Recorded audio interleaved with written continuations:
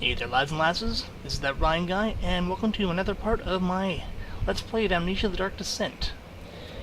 In the last segment, we were closely managed to avoid a watery, horrible, bloody death, and are now searching for a key to get into the machine room to fix the elevator so we can go down to hell, and why wouldn't we?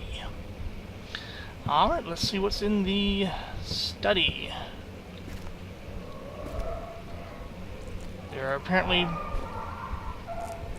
dogs and or babies screaming. They could be both. Baby dogs. Babies that are made of dogs. One of Alexander's horrible experiments gone probably right. Exactly the way he wanted it to. Okay. We have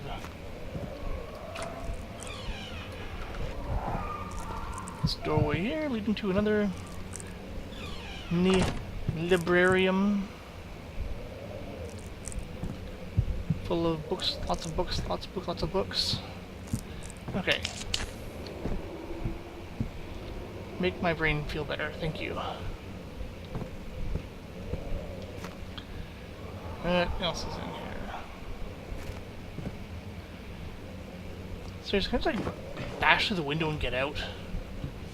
Or maybe I should try that on one of the bottom floors?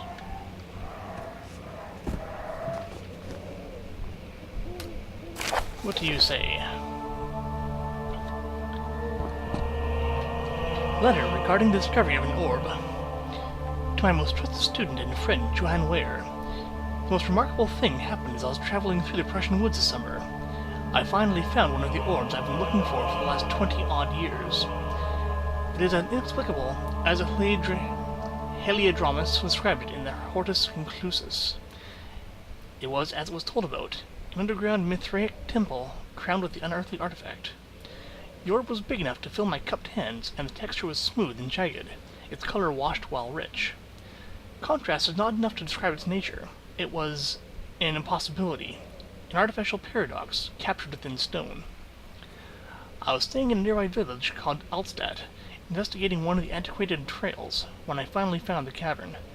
I went inside, and suddenly I could verify the truth of these enigmatic artifacts. They were real. As you can understand, this is the most important discovery of my life, but it has also become my greatest fear. As I entered the underground chamber, I could feel that I was trespassing. Because of my curiosity, I did my best to fight these instincts and fetch the orb from its place. I scrambled out of the chamber and into the woods. I could sense something was following me. It bayed loudly as it closed in. The beast, this guardian of the orb, was relentless in its pursuit. I made my way to a nearby ravine, where I stumbled upon some men fishing in the lake. I tried to warn them as I passed, but fortunately they remained as I continued my escape. When I could hear their cry of pain echo through the valley, I felt such a tremendous sense of relief, thinking I would be spared. Suddenly, a blue shimmering light engulfed me, and the colors of the forest were washed away before my eyes. I kept running through the bleak surroundings. The trees had turned to charcoal black with leaves of cinder, the ground covered in murky water. I pressed on through the drenched land as the glowing ember gave way to the rising wind and rained upon me. I could hear pleading screams in the distance, and I joined in as pain and fear overtook me. I fell to the ground, gasping for air. This certainly must sound strange, but I had been carried miles away across the Alps to a grassy field outside Genoa. The guardian had taken the orb from me, but still until this day I fear its return. Sometimes I lay awake at night listening for the howling cry I heard in the forest. It has been nearly a decade since that day, and I still haven't been able to write about the incident. The last time we spoke, you told me about your interest and ongoing research into the mythic orbs, and I realized I owed you the truth about my visit to Altstadt. Your friend and mentor, Heinrich Cornelius Agrippa. Those aren't just normal dogs we're hearing barking out there, is it? He is going to get eaten by a Prussian death wolf. Good. That's exactly how I hope this would go down.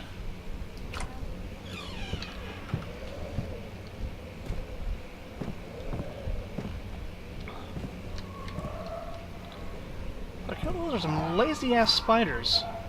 What are you hoping to catch? An ant? A cat?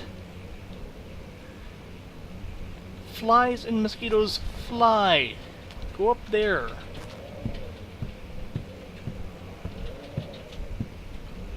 Maybe this place just has so little actual fauna flying about it that they've ran out of energy from lack of food, gotten hungry, and all they can do is put their webs down at the bottom. Okay, that's a statue. I'm less concerned. Chambers of the human skull. What? What? I don't want to hear about somebody bashing a human skull open. Take this hammer, though. God, sure hit open! Ugh! Stupid dog.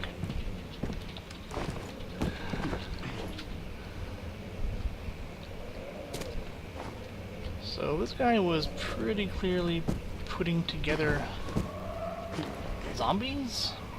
Zombie monsters? Something from the bodies he was collecting and drinking, deforming, and then experimenting on. What are you? Canis lupus familiaris, 1658, April 12th. After a short study, it is clear that the agitation found among humans can be found in the dog. Fear and pain induce stress, which seems to trigger an endogenous response, causing the animal to burst with energy. I believe that the catalyst is produced in the brain. It's difficult to determine exactly where and what it is, but I can sense it. It reeks of cosmic genesis. There is an inherent problem in harvesting this energy, since the creature is bound to die from the exercise. I must refine this process of torture to enable any real work to be done. More experiments must be performed, but it seems that only human beings are able to produce the amount necessary. It might be their ability to appreciate the severity of the process that ultimately augments their experience of terror. The hell? Okay, so he isn't fucking tearing up humans and stuff to make zombies.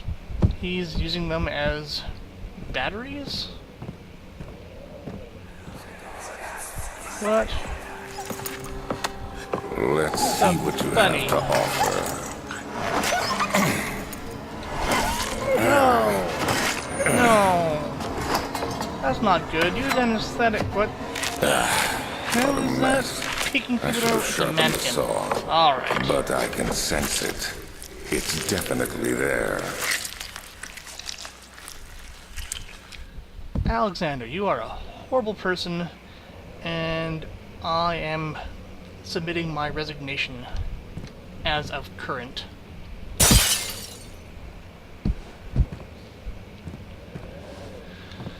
Alright, Bunny, I really hope that you're the one from Monty Python.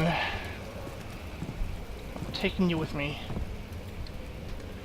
More things. Have a seat while I read this.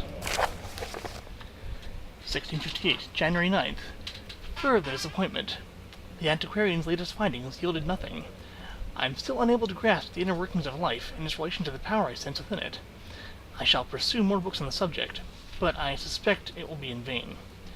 Since no research has been made in my particular interest, I must attempt to fill that void myself. Clearly humans emanate more of the energy I seek, but I hope animals will suffice, as they'll prove less of a hassle to acquire. Seriously, dude, I don't care what it is you think you're trying to accomplish, but get a new hobby. This is unpleasant. But that's a lot of... How did he even have it all stuffed in there? What? What? No.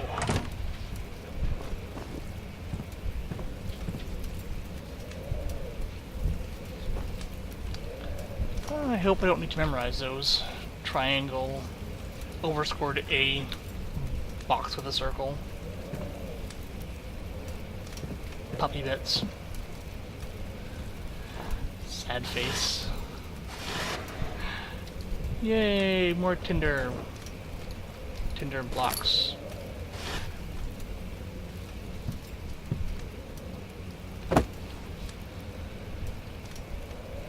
Be free my... Oh. Ah, crap. Well, screw it. Knock over all the books. Whole... Concrete? Whatever.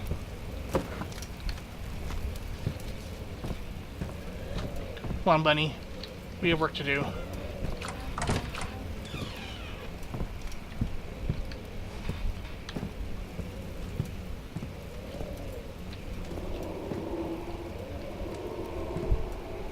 Hey.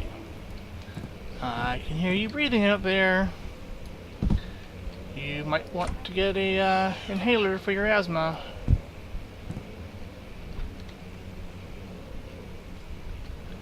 Right, bunny, is it safe? What? What? What? Why is the world shaking and the window crack? Can I break through there now?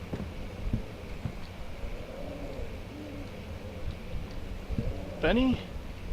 It's up to you. I can!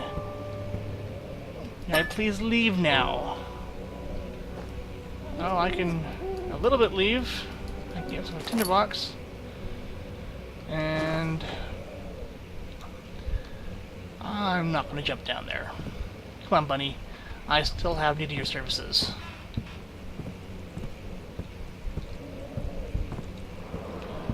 Oh. Oh. Okay. Okay, I get all the rocks there, because, you know, crappy structural work, integrity and all that. But why are there, like, mattresses? Who was hoping those would accomplish anything? Yeah, he managed to overpower the 25,000 tons of rock we piled up there. But it's a good thing we have those mattresses, so they added the extra 5 pounds we needed to keep them out. And jump. And jump. It's a good thing I brought you along, bunny, because I wouldn't have been able to make these hops without your spirit animal abilities.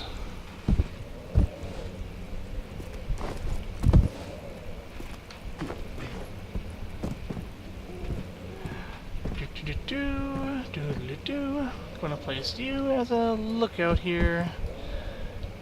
Get up the chair, face the door, and help my bunny keep the monsters out.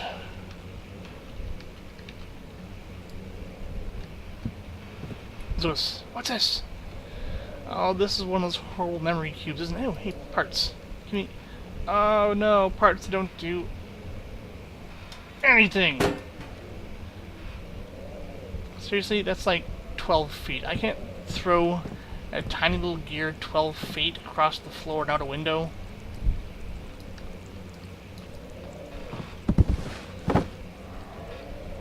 Feast on this!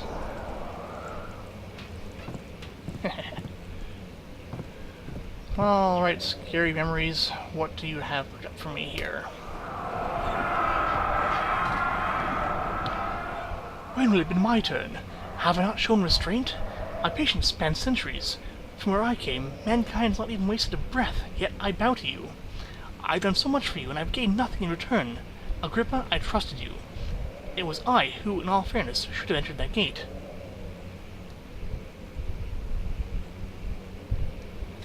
Okay. Hey, can I take those? So there's some kind of ancient being that's been hanging around for a while, and an Agrippa, whatever an Agrippa is, has got him under its command, under his charge. Alright, bunny, there's no seat in here. But you gotta do your job regardless. What the heck is that?